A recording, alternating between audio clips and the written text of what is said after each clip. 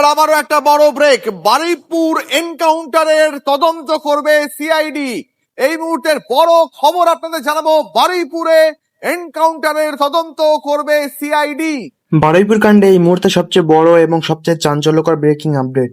বারুইপুরের নাবালিকা ধর্ষণ ও খুন মামলায় প্রধান অভিযুক্ত প্রভাস সর্দারের পুলিশি এনকাউন্টার নিয়ে এবার শুরু হলো মস্ত বড় আইনি ও প্রশাসনিক পদক্ষেপ। সেই রাতে ঠিক কি ঘটেছিল বারুইপুরের ওই অন্ধকার ঝোপঝাড়ের আড়ালে, কিভাবে পুলিশের আগ্নেয়াস্ত্র ছিনিয়ে নিয়েছিল প্রভাস, আর পরিস্থিতি কতটা বেগতিক হলে পুলিশকে গুলি চালাতে হয়েছিল, এই সমস্ত প্রশ্নের উত্তর খুঁজতে এবং সত্যতা যাচাই করতে এবার এই হাই প্রোফাইল মামলা তদন্তভার তুলে দেওয়া হলো রাজ্য গোয়েন্দা সংস্থা সিআইডির হাতে। শুধু সিআইডি নয়, মানবাধিকার কমিশনের গাইডলাইন মেনে একই সঙ্গে চলবে। প্রভাস মণ্ডলকে যখন গতকাল ভোর রাতে রিকনস্ট্রাকশনের জন্য অর্থাৎ ঘটনার পুনর্নির্মাণের জন্য ঘটনাস্থলে নিয়ে যাওয়া হয়, সেই সময় এই প্রভাস মণ্ডল হঠাৎই পালানোর চেষ্টা করে এবং পালানোর সময় সে একজন পুলিশ কর্মীর কাছ থেকে তার রিভলভার ছিনিয়ে নেয় এবং ছিনিয়ে নিয়ে সেখান থেকে সে পুলিশকে লক্ষ্য করে গুলি চালায় এবং তারপর সে পালানোর চেষ্টা করে। পুলিশের দাবি হচ্ছে যখন এই ঘটনা ঘটে তখন পুলিশ তাকে লক্ষ্য করে গুলি চালায় এবং সেই পুলিশের গুলিতে আহত হয় প্রভাস মণ্ডল এবং তারপর প্রভাস মণ্ডলকে সেখান থেকে দ্রুত হাসপাতালে নিয়ে যাওয়া হয় এবং হাসপাতালে নিয়ে যাওয়া হলে পরে প্রভাস মণ্ডলকে মৃত ঘোষণা করা হয়। জোড়া তদন্তের এই মেগা নির্দেশ তোলপাড় প্রশাসনিক অলিন্দ। বিস্তারিত জানাবো আমাদের এই বিশেষ প্রতিবেদনে।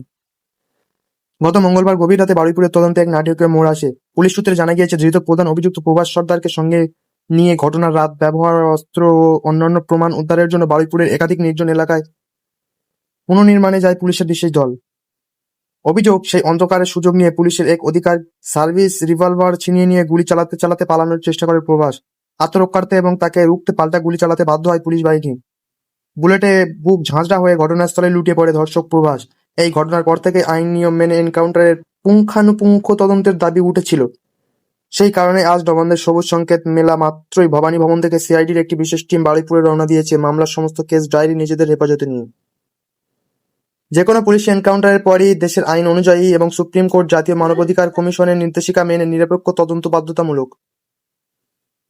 বারুইপুরের এই ঘটনাকে কেন্দ্র করে যখন রাজনৈতিক দরবারে তীব্র ধোঁয়া উঠছিল, তখন এই জোড়া তদন্তের সিদ্ধান্ত প্রশাসনের স্বচ্ছতা বজায় রাখার ক্ষেত্রে এক বড় পদক্ষেপ। এনকাউন্টারে এই ঝোড়ো খবরের পর অপরাধ জগতের বাকি পান্ডারা আজ যেমন আহত আতঙ্কগ্রস্ত, তেমনি আইনের শাসন সুপ্রতিষ্ঠিত করতে বিচার বিভাগীয় ম্যাজিস্ট্রেটের অধীনে এই তদন্ত শুরু করা হচ্ছে। পুলিশের গুলিতে মৃত্যু নিয়ে যাতে কোনো আইনি ফাঁক না থাকে এবং ভবিষ্যতে কোনো প্রশ্ন না ওঠে, তার জন্য হোয়াইট হাউসের ক্রাইম ইনভেস্টিগেশন প্রোটোকলের মতোই কড়া ধাপে এগোচ্ছে প্রশাসন। রাজ্য সেশনের নতুন জামানায় মুখ্যমন্ত্রী শুভেন্দু অধিকারীর আগে স্পষ্ট করে দিয়েছেন যে অপরাধ দমনে যেমন প্রশাসন জিরো টলারেন্স বা শূন্য সহনশীলতা নীতি নিয়ে চলবে, তেমনি আইনের শাসন রক্ষাতেও কোনো আপোষ করা হবে না। বাণিজ্যিক গ্যাসের দাম 1000 টাকা বৃদ্ধির মতো জ্বলন্ত বাজারে আমজনতা যখন এমনিতেই ক্ষুব্ধ, তখন এই মেগা এনকাউন্টার মামলা নিয়ে যাতে কোনো বিরোধী দল রাজনীতি করার সুযোগ না পায়, তার জন্য এই সিআইডি ও জুডিশিয়াল তদন্তের জোড়া চাল। জোড়াসাঁকো থেকে যে অপরাধমুক্ত এবং স্বচ্ছ সুশাসনের নবনির্মাণের ডাক দেওয়া হয়েছিল, এই নিরপেক্ষ তদন্তের নির্দেশ তারই এক বড় প্রতিফলন। সিআইডি সূত্রে খবর, আজ রাতে গোয়েন্দা দল বারুইপুরের সেই ঘটনাস্থল পরিদর্শন করবে এবং সেই রাতে দায়িত্বে থাকা পুলিশ অফিসারদের বয়ান রেকর্ড করবে।